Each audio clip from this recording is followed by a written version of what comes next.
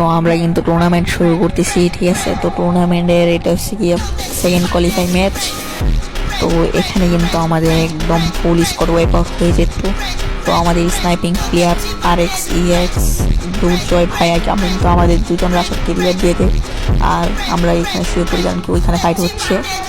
আর এখানে দেখেন আমাদের মেন রাশাদ ওইখানে শুয়ে আছে, কারণ এনিমি দেখে ফেলবে, এটাই টুর্নামেন্ট। তো যারা টুর্নামেন্ট খেলছেন তারা বুঝতে পারছেন এখানে চারপাশে এনিমি।